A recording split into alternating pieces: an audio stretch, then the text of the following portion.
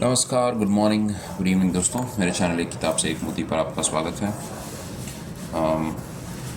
आज का शीर्षक है, इस वीडियो का विषय है द सीक्रेट ऑफ हैप्पीनेस। अंग्रेजी में मैंने वीडियो बनाया तो खुशी का रहस्य या सुख का रहस्य। तो खुशी या सुख का रहस्य क्या है, इसी पर एक वीडियो रहेगा। फॉर्मूला या इसका जो तरकीब है, इसकी जो तरकीब है खुशी पाने की या सुख पाने की, बहुत ही सरल है। सुनने में बहुत आसान लगता है, पर इसको लागू करना ही मुख्य चीज़ है। कई चीज़ें हम सुनते हैं पर हमें लगता है तो बहुत ही आसान है, क्या ऐसा इसे हो सकता है कि सुख मिल जाएगा, ऐसा हमें मन में आशंका हो सकती है। पर जब तक उसको हम लागू नहीं करेंगे जीवन में, हमें पता नहीं चलेगा कि क्या वाकई इससे सुख मिल सकता है कि नहीं। तो आज के वीडियो में मैं जो चर्चा करूंगा वो कुछ जो मैंने धर्मशास्त्र पढ़े हैं अलग अलग धर्मों के, उनमें से कुछ मैं बातें चुनकर आपके सामने रखूंगा। यानी ज़रूरी नहीं है कि मैं उस धर्म ग्रंथ का अक्षरशः उसको बताऊं, बस मैंने जो सार समझा वो मैं आपको बताऊंगा।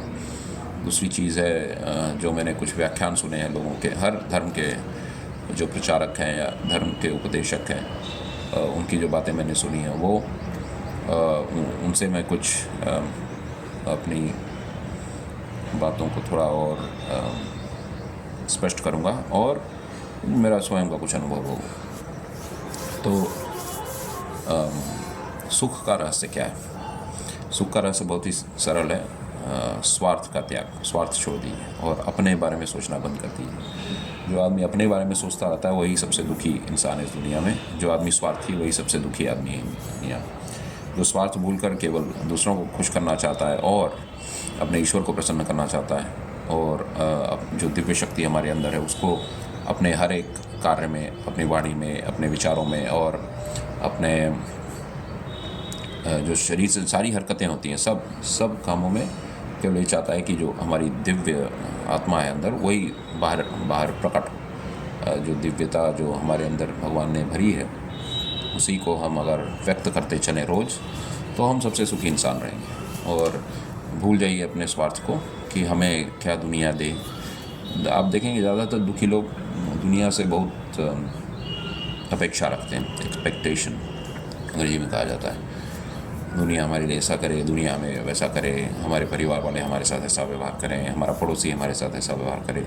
जबकि एक सुखी इंसान का रवैया ये होता है कि हम दूसरों के लिए क्या करें, हम कैसे ऐसे कुछ काम करें कि हम एक अच्छे पड़ोसी माने जाएं, और हम किस तरह से अपने व्यवहार को बदलें कि दूसरे उससे खुश रहें और ईश्वर भी खुश रहें उससे।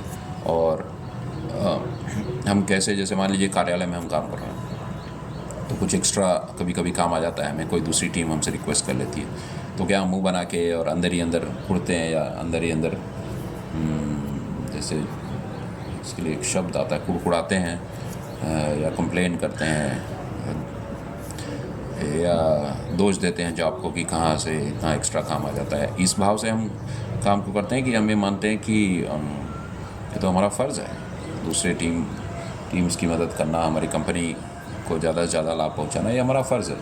तो हमारे फ़र्ज़ और कर्तव्य पर जब हमारा ध्यान जाएगा तब हम सुखी रहेंगे। हमारे जो राइट्स हैं या जो मौलिक हमारे अधिकार हैं, जब उन पर हमारी नज़र जाएगी तब हम दुखी रहेंगे। जो आदमी अधिकार पर ध्यान देता है या दूसरे उसके लिए क्या करें उस पर ध्यान देता है, वो आदमी सुखी नहीं रह सकता। दूसरों से आप अपेक्षा करेंगे तो दूसरों से क्या आप समझते हैं कि आप दूसरों से अपेक्षा करना अगर नहीं छोड़ेंगे, मतलब अपेक्षा करते रहें, तो क्या ये संसार बदल जाएगा?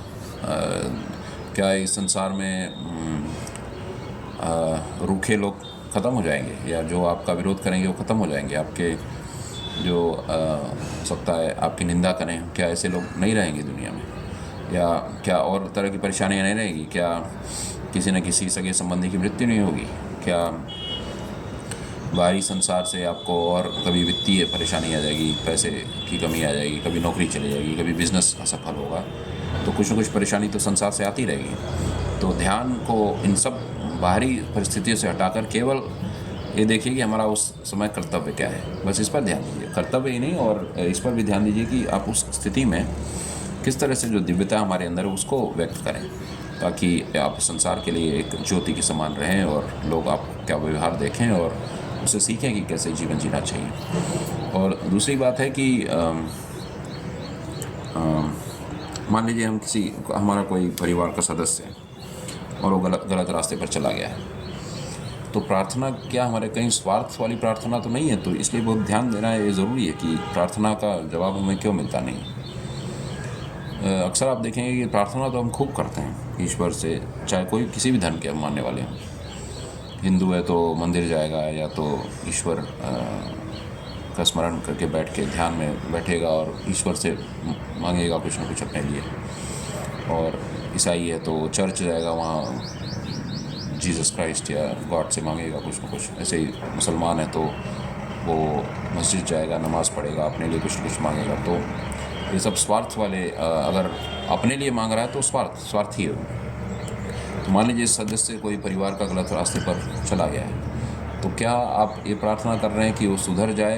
कहीं अंतर मन में ये तो नहीं भाव है कि वो सुधर जाएगा तो मेरी ज़िंदगी और थोड़ी ठीक हो जाएगी? तो ये स्वार्थ वाली प्रार्थना है। तब आपका ध्यान आत्म केंद्रित है।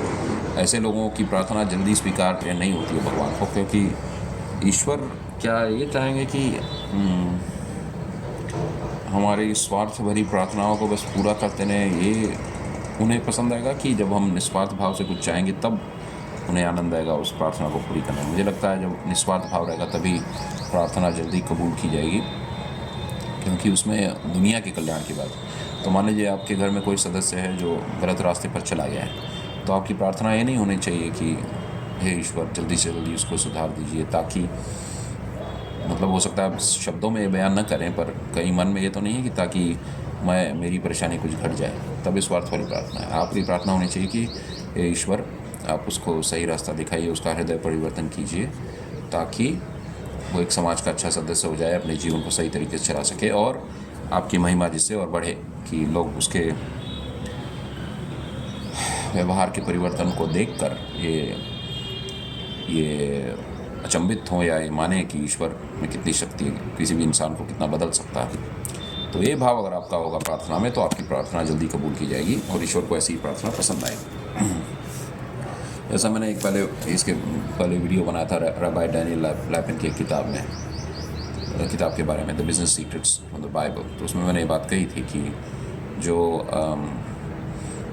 ईश्वर हैं उनके लिए सभी संसार के सब लोग उनके बेटे बेटियां हैं। तो आपकी प्रार्थना ऐसी होनी चाहिए कि जिससे आप सभी का कल्याण चाहें, और जब आपके कर्म ऐसे होंगे कि दूसरों का उससे लाभ हो रहा है, तब ईश्वर आपको मानेंगे कि आप उनके सच्चे भक्त हैं। खैर, अभी हम आते हैं इस चर्चा पर कि कैसे हमें सुखी रहा जाए। तो आप अपने स्वार्थ को त्यागिए, जैसा कि जॉन एफ कैनेडी भी कहते थे कि ये मत पूछो कि तुम्हारा देश तुम्हारे लिए क्या कर सकता है, ये पूछो कि तुम क्या कर सकते हो देश के लिए। जैसे टैक्स की बात अब ले लें, टैक्स पे करते हुए कई लोग मुंह बनाते हैं या चिढ़ते हैं या उसको कोशिश करते हैं कि कैसे किसी न किसी तरीके से टैक्स ना भरना पड़े, पर ये गलत भावना है क्योंकि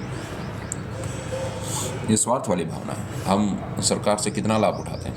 ये बिजली की जो लाइन है, क्या मैंने तो कुछ काम नहीं किया इसके लिए, तो सरकार हमारे लिए उपलब्ध करा रही है। और ये सड़कें हैं, हम सड़कों का इस्तेमाल करते हैं और सरकार द्वारा इतनी सारी जो सुविधाएं प्रदान की गई हैं, 5G सेवा, 4G सेवा, ये सब है। और इतनी प्राइवेट कंपनियां भी काम कर रही हैं साथ में। तो प्राइवेट कंपनियां, सरकार, ये सब मिलकर जो इतनी सुविधाएं हमें प्रदान की हैं, क्या उसके लिए टैक्स हम सरकार को नहीं दे सकते? तो सरकार की नीतियों की वजह से ही तो कंपनियां आगे बढ़ती हैं और मतलब जो मौके उन्हें मिलते हैं कि बड़ी बड़ी संस्थाएं, बड़े बड़े कॉरपोरेशन वो लोग स्थापित कर सकें। तो कहने का मतलब है कि हमें टैक्स बड़ी प्रसन्नता से देना चाहिए, क्योंकि वो हमारा कर्तव्य है। अधिकार की ओर जो ध्यान देगा वो आदमी दुखी रहेगा, कर्तव्य की ओर जो ध्यान देगा वो आदमी सुखी रहेगा। फ़र्ज़ पर जो ध्यान देता है वो खुश रहता है। जो सोचेगा कि दूसरे की क्या उसके प्रति जिम्मेदारी है, तब वो दुखी रहेगा। तो अपने अपेक्षाओं को एकदम निकाल फेंकिए दिमाग से। किसी दुनिया से कोई अपेक्षा न रखे, जो वही सुखी होता है और हमेशा आनंद में रहेगा। उसको बाहरी परिस्थिति से कोई परेशानी नहीं होनी चाहिए। तो इसी में एक जो कुछ धर्मशास्त्रों में ये वाक्य आता है कि अपने जीवन को खोकर जीवन पालो, यानी अपने बारे में सोचना बंद कर दो, अपने ये संसार हमें खुश करने के लिए नहीं है। बाहरी संसार से क्या ईश्वर ने संसार की सृष्टि इसलिए की है कि बाहर से बस हमें आनंद ही आनंद देता रहे? नहीं, संसार की सृष्टि इसलिए हुई है कि हर परिस्थिति में भी हम ईश्वरीय जो दिव्य गुण हमारे अंदर है उसको व्यक्त करते रहे, कैसी भी परिस्थिति रहे। तो जब अर्जुन को श्री कृष्ण ने गीता सिखाई तो उसमें तो इन्होंने ये नहीं कहा कि तुम हर वक्त बस सब कुछ तुम्हारे लिए समान रहेगा। तो उसमें तो उन्होंने कहा है कि सर्दी भी आएगी, गर्मी भी आएगी, दुख भी आएगा, सुख भी आएगा, दोस्त भी रहेंगे, दुश्मन भी रहेंगे, और जीवन भी रहेगा, मृत्यु भी रहेगी। तो ये सब तो संसार में चलता ही रहेगा। पर श्री कृष्ण ने अर्जुन को कहा कि तुम सारा ध्यान निस्वार्थता पर केंद्रित करो, या अपने लिए कुछ मत चाहो दुनिया से। तो जब आप अपने लिए दुनिया से अपेक्षाओं को एकदम ख़त्म कर लेंगे तब आप सबसे सुखी इंसान है। यही बात स्वामी विवेकानंद ने भी कही कि जो स्वार्थ को छोड़ता है वही सच्चे धर्म को जानता है और सच्चा आनंद उसी को मिलता है। ये सुनने में बात विरोधाभास वाली लगती है। ये कैसे अपना जीवन खो के उसे पालो? अपना जीवन खोना मतलब अपने स्वार्थ को त्यागना और अपने शरीर, अपने बुद्धि, अपने वाणी को केवल संसार के कल्याण के लिए इस्तेमाल करना। तो ऐसा जब आप करने लगेंगे तो आपको आनंद ही आनंद आएगा जीवन में। इसलिए परिवार वालों से भी अपेक्षा नहीं करनी चाहिए कि कोई हमारे लिए करेगा अच्छा तब हम उसके लिए अच्छा करेंगे, ऐसा नहीं। परिवार में बस अपने कर्तव्य पर ध्यान दीजिए। हमारा कर्तव्य क्या है? पति है तो उसको देखना चाहिए पति का कर्तव्य क्या है, उसको ये नहीं देखना चाहिए पत्नी का कर्तव्य क्या है। पत्नी है तो उसको ये नहीं देखना चाहिए पति का कर्तव्य क्या है मेरे प्रति। उसको ये सोचना चाहिए कि उसका क्या कर्तव्य है पति के प्रति। क्षमा कीजिए दोस्तों, वो कुछ देर के लिए वीडियो पॉज करना पड़ा। तो हम चर्चा कर रहे थे कि खुशी या सुख का स्रोत क्या है या उसका आधार क्या है। तो खुशी और सुख का आधार ये है कि आप अपने आप को भूल जाइए। जो आदमी अपने को भूलता है वो आदमी अपने को पा जाएगा और अपने जीवन के खोए हुए आनंद को पा जाएगा। जो आदमी स्वार्थी है, अपने बारे में सोचता है, वो कभी आनंदित नहीं हो सकता, खुश नहीं हो सकता। जैसे कुछ लोग और क्या एक सोचने का तरीका होता है कि जब मुश्किलें चली जाएंगी तब मैं ईश्वर का भजन करूँगा, तब मैं ईश्वर को याद करूँगा, तब मैं अपने आंतरिक जीवन को सुधारूँगा। ऐसे नहीं चलती है दुनिया। जिस भी स्थिति में आप हैं, चाहे घोर परेशानियों से आप घिरे हों, विपत्तियों से घिरे हों, कई तरह की कठिनाइयों का सामना करते हों, मुश्किलों का सामना कर रहे हों, उसी वक्त आपको ये सब सिद्धांत लागू करने चाहिए कि चाहे कैसी भी स्थिति हो हम उसमें भी आनंदित रहें। ये नहीं कि सारी स्थिति सुधर जाएगी तब मैं सोचूंगा आनंद कैसे जीवन से पाया जाए। जीवन के हर परिस्थिति में, हर क्षण आपको आनंदित रहना चाहिए, चाहे कुछ भी हो दुनिया में। इसी पर तो जब श्री कृष्ण ने तो ये भी कहा है कि जो एक पंडित होता है यानी सच्चा जो ज्ञानी होता है वो तो हर स्थिति में आनंदित रहता है। तब उसको किसी बाहरी परिस्थिति का उसका आधार ही नहीं है, यानी उसके सुख का आधार कोई बाहरी परिस्थिति है ही नहीं। वो अंदर से अपने खुशी और सुख को पाता है। क्यों? क्योंकि वो निस्वार्थ हो गया है। वो अपने बारे में नहीं सोचता। जो आदमी अपने बारे में सोचता है, देखेंगे वो सर्दी बढ़ जाएगी तो कंबल चाहिए मेरे लिए, मैं अपने को कैसे बचाऊं, मैं कैसे निस्वार्थ, अरे ज़्यादा से ज़्यादा आनंद ले लूं। अब देखे भी होंगे कई बार, अब जब जाएंगे शादियों में जहाँ कुछ कंबलों की कमी रहेगी या खटिया की या तंबू में थोड़ा जगह कमी होगी, ज़्यादातर लोग देखेंगे अपने स्वार्थ के पीछे भागेंगे और कोशिश करेंगे कि उन्हें जल्दी से जल्दी कंबल मिल जाए, सबसे अच्छा स्थान मिल जाए। तो ऐसे लोग कभी आनंदित नहीं रह सकते। दूसरों के बारे में आप सोचें कि दूसरों को पहले व्यवस्था हो गई है कि नहीं, उन्हें कंबल उपलब्ध है कि नहीं, फिर अपने बारे में सोचिए, तो कभी भी आप दुखी नहीं रहेंगे। और मान लीजिए आप किसी के यहाँ गए हैं फंक्शन पार्टी में, तो नज़र आपकी उस स्थान पर नहीं होनी चाहिए जो कि एकदम स्पेशल लग रहा हो, किसी VIP टाइप का स्थान हो, क्योंकि वहाँ अगर आपकी नज़र जाएगी तो आप बस अपने बारे में सोच रहे हैं कि मुझे कैसे अच्छा से अच्छा स्थान मिले। आप एक साधारण स्थान ले लीजिए। अगर आपका जो होस्ट है, जैसे हिंदी में कहेंगे, यानी जिसके आप मेहमान हैं, वो आपको देखेगा, अगर साधारण जगह बैठे हैं, अगर वो समझता है कि आपको एक अच्छी जगह की ज़रूरत है तो आपको बुलाएगा वो। तो खुद ही हम बोले कि नहीं हम तो बहुत बड़े हैं, हम तो वहीं बैठेंगे, तो ये सब स्वार्थ की भावना है।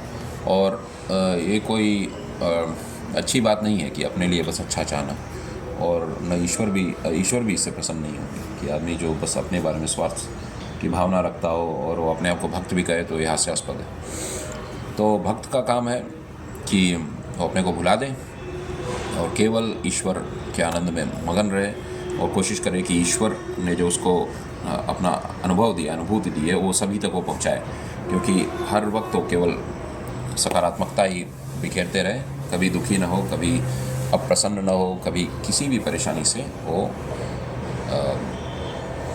बेहाल ना हो या उसके चेहरे पर शिकन न दिखे। हर वक्त आनंद ही आनंद उसमें दिखता रहे, क्योंकि आनंद, जैसा मैंने कहा, आंतरिक है। स्वार्थ के कारण ही हमें जैसे डिस्करेजमेंट होता है, हतोत्साहित हो जाता है आदमी। ये सब क्यों? क्योंकि अपने बारे में सोच रहा है। जो आदमी अपने बारे में नहीं सोच रहा, हतोत्साहित क्यों होगा?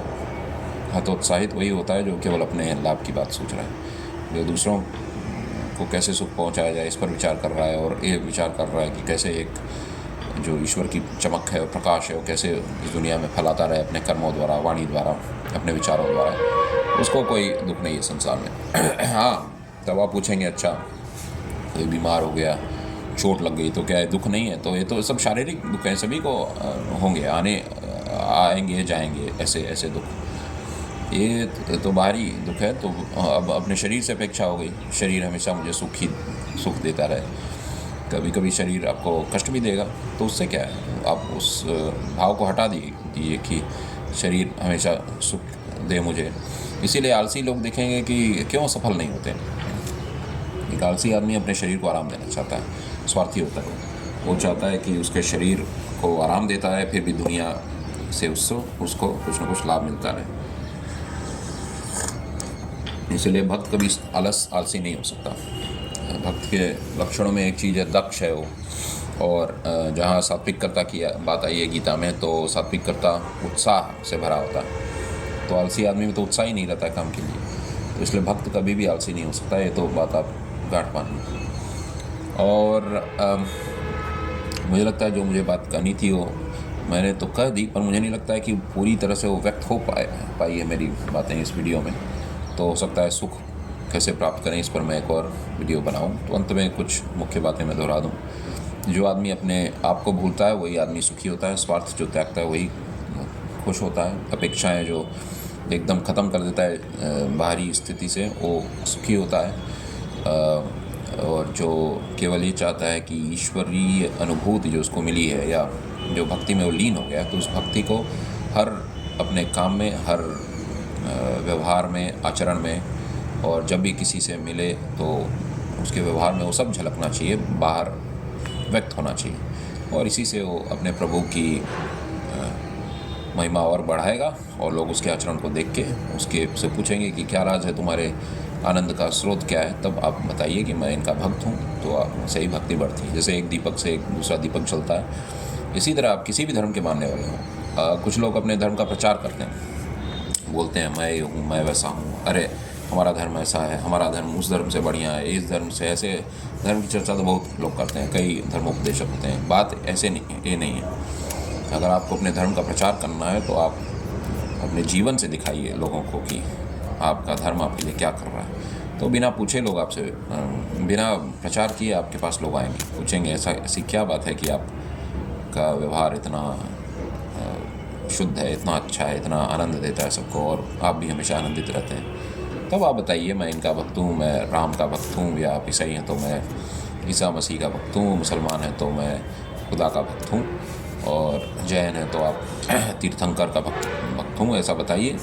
तब लोगों को आपका धर्म के बारे में पता चलेगा और आप उसका प्रचार कर सकते हैं। खैर, बात धर्म प्रचार की नहीं है, मैं बस बताना चाह रहा हूँ कि वाणी से लोग तो बहुत बातें करते हैं, इस धर्म की उस धर्म की, इतने शास्त्रों को कंठस्थ है। ऐसे कई लोग होंगे, आप यूट्यूब में भी सुनते होंगे, कई शास्त्रों उन्होंने कंठस्थ कर लिए हैं, पर उससे किसी को परिवर्तन थोड़ी होगा जब तक आपके व्यवहार में पूरा आनंद न झलके ईश्वर का, और जब तक लोगों को ऐसा लगे नहीं कि आपको कुछ ऐसा मिल गया है जो उनके पास नहीं है। तब वो आपके पास खींचे चले आएंगे और पूछेंगे आपसे कि ऐसा क्या है कि आपके पास है और मेरे पास नहीं है। तब आप बताइए अपने अनुभव को। और इस तरह जैसे एक दीपक से एक दूसरा दीपक जलता है, इसी तरह आध्यात्मिकता ऐसे ही फैलती है। चाहे आप रामकृष्ण परमहंस को ले लीजिए, या आप विदेश में डैन मोलर को ले लीजिए, स्टैनली जोन्स को ले लीजिए, हमारे देश में विवेकानंद को ले लीजिए, श्रीमद् राजचंद्र को ले लीजिए, तो इन लोगों का व्यवहार ऐसा था कि लोग बदल जाते थे। या आप मौलाना वहीदुद्दीन खान को ले लीजिए, इन लोगों का व्यवहार ऐसा है कि आदमी जब उनसे बातचीत करेगा या उनके ख्याल जानेगा और जीवन के उतार चढ़ाव में भी वो देखेगा कि वे आनंद से भरे रहते हैं, सकारात्मक सा, तब लोगों को लगेगा कि ऐसा क्या है कि उन्होंने पा लिया। तब जिस धर्म के वो मानने वाले हैं उस धर्म का प्रचार होता है। सच्चा धर्म प्रचार यही कि हम अपने धर्म को ऐसा जिएं कि लोग दूसरे लोग इतने प्रभावित हों कि वो हमसे पूछें कि आपके धर्म ने आपके लिए क्या ऐसा किया है, तो हमें भी बताइए। इसीलिए मैंने एक वीडियो बनाया था कि हम अपने धर्म के सबसे सर्वश्रेष्ठ विज्ञापन हैं, और किसी विज्ञापन की आवश्यकता नहीं है। धर्म को बस अपने आचरण द्वारा ही हम उसका विज्ञापन कर सकते हैं। खैर, तो मुख्य बात यह है कि स्वार्थ को त्यागिए, अपने आप को भूलिए और आनंद से जीवन बिताइए। धन्यवाद।